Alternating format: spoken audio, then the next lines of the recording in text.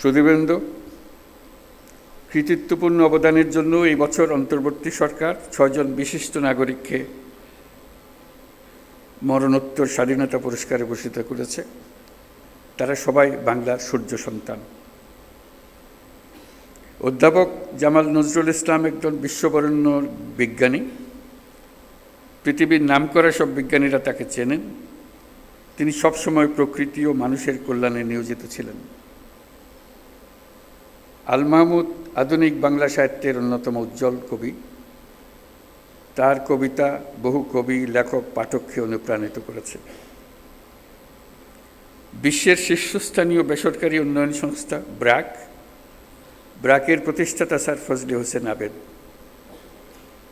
1971 সালে বাংলাদেশের স্বাধীনতা যুদ্ধের সময় ও পরবর্তী সময়ে তিনি বাংলাদেশ গড়ার কাজে নিয়োজিত ছিলেন।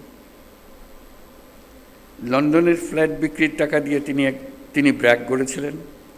প্রান্তিক গরিব মানুষের জীবনমান উন্নয়ন সহ বহুমুখী কাজে ব্র্যাক এখনও গুরুত্বপূর্ণ ভূমিকা রেখে চলেছে। লেখক ও বুদ্ধিজীবী বদরুদ্দিন ওমরকে রাষ্ট্রীয় সম্মাননা জানাতে পেরে আমরা আনন্দিত ও সম্মানিত।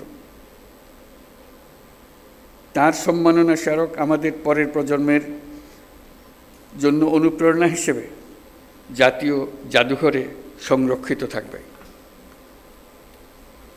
বাংলার সঙ্গীত ও আর্টের দুই উজ্জ্বল নক্ষত্র আজম খান ও নবের আহমদ। পূর্ব বাংলায় নবেরার হাতেই প্রথম ভাস্কর্যের উদ্বোধন হয়।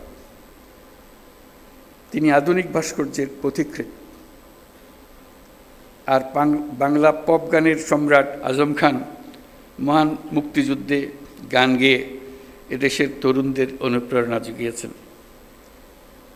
তিনি সমাজের বঞ্চিত মানুষের জন্য গান করেছেন। আজম খান এদেশের হাজারো তরুণ সঙ্গীত শিল্পীর আইকন। যে জেনজি প্রজন্ম জুলাই গণঅভ্যুত্থানে নেতৃত্ব দিয়েছে, তাদের অনুপ্রেরণার নাম বুয়েট শিক্ষার্থী আবরার ফাহাদ।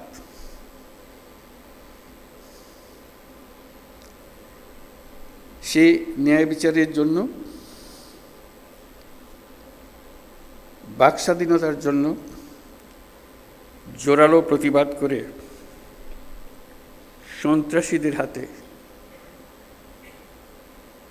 নিহত হয়েছিল। তাকে স্মরণ করে তাকে রাষ্ট্রীয় সম্মাননা জানাতে পেরে জাতি গর্বিত।